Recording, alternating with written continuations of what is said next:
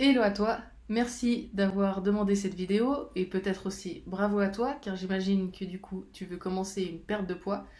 Donc j'espère que ça va t'aider, je vais te présenter 5 tips, 5 astuces pour bien commencer une perte de poids. On va commencer par une présentation brève. Donc je m'appelle Charlotte, j'ai 38 ans, je suis coach sportive et à côté je suis aussi monitrice de judo pour les enfants entre 4 et 14 ans on va dire. Niveau formation, j'ai une formation jeunesse et sport, donc spécialisation judo. À côté, j'ai aussi fait Bayesian France, donc en sciences du sport et de la nutrition. Et là, actuellement, je suis en train de faire Young Trainers Programming, donc une autre formation sur la programmation au niveau plutôt musculation fitness.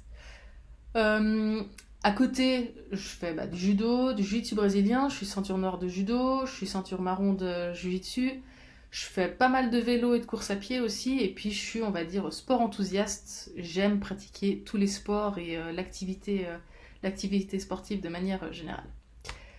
Avant de commencer, te donner ces cinq petites astuces, on va dire, je vais te montrer déjà quelques clients avec qui j'ai travaillé, donc quelques transformations.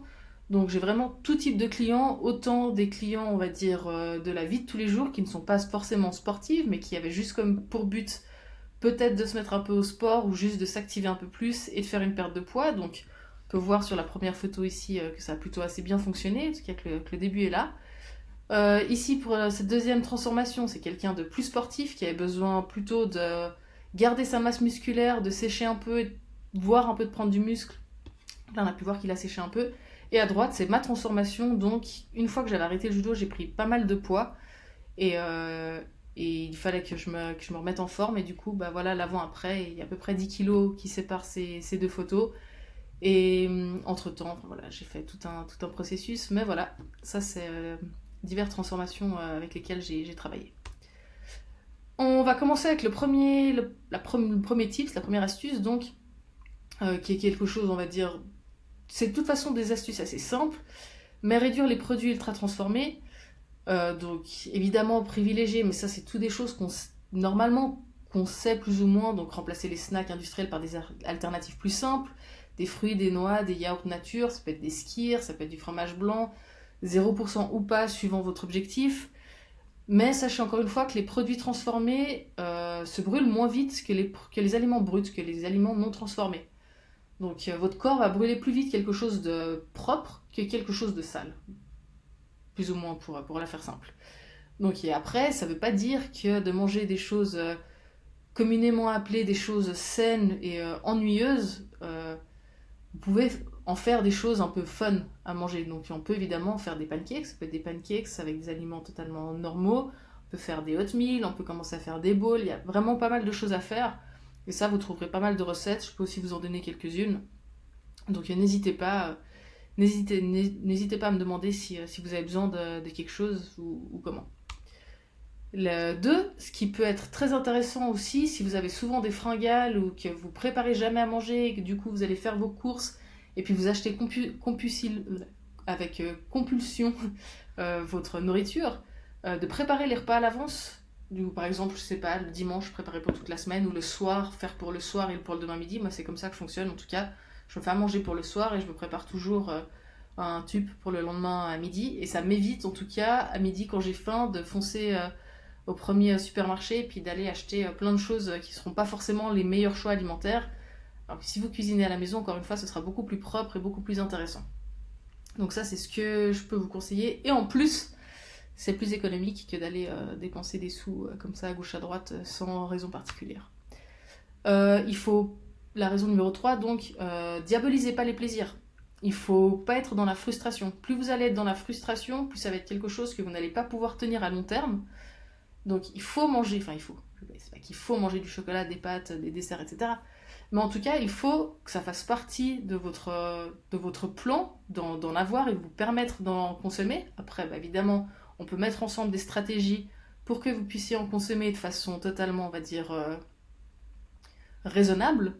Mais il ne faut pas que c'est une mauvaise idée de dire ah, c'est fini, je mange plus de pain, je mange plus de pâtes, j'arrête, ça c'est mort, j'arrête les féculents. Non, il faut vraiment manger de tout. Et encore une fois, en mangeant de tout, c'est là que vous allez pouvoir comprendre aussi comment fonctionne votre corps et, euh, et que vous aurez les meilleurs résultats, mais tout en apprenant à limitant et en apprenant à quantifier correctement. Et ça, encore une fois, on peut vraiment le faire ensemble, donc n'hésitez pas si vous avez des questions. En 4, intégrer un peu de sport, on va dire un petit peu d'activité physique. C'est toujours de la dépense en plus pour votre corps, donc c'est toujours une façon de brûler des calories hormis le régime alimentaire. Vous pouvez faire du renforcement musculaire, vous n'êtes pas obligé d'aller à la salle de gym, d'aller au fitness. On peut très bien faire un programme que vous faites à la maison.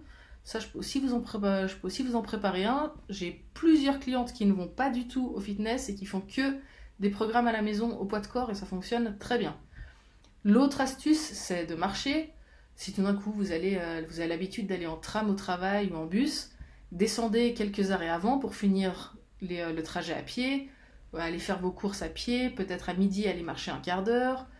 Si vous aviez l'habitude de prendre le vélo pour aller au travail en 2 minutes, au lieu de prendre le vélo, vous faites un petit peu votre planning, vous le faites un petit peu différemment, vous allez à pied. Tout ça, ça crée un déficit en plus, c'est facile à mettre en place et normalement de marcher, ça ne vous fatigue pas spécialement. Sauf si évidemment vous avez des problèmes ou quoi, mais normalement la marche ne fatigue pas et vous pourrez en guillemets marcher à l'infini.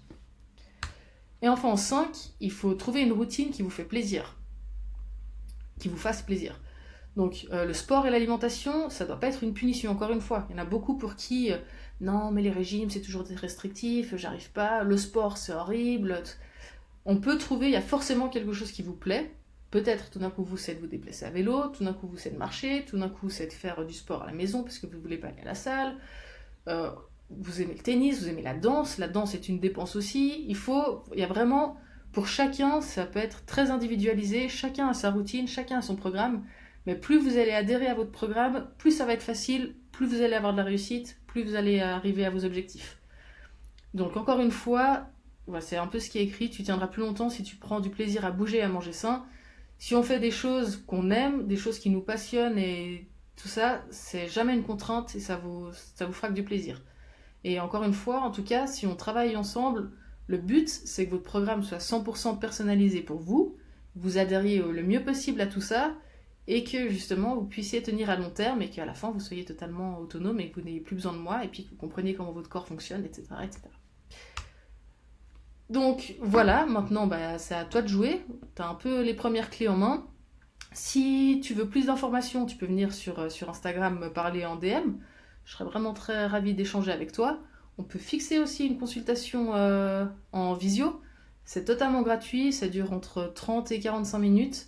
On peut discuter un petit peu de tes objectifs, ça t'engage à rien, tu comprendras comment je travaille, et puis moi j'apprendrai mieux aussi à te connaître pour éventuellement faire une suite ensemble en plus de ces petits tips. Sur ce, je te souhaite une bonne journée et j'espère qu'on se parlera trop vite.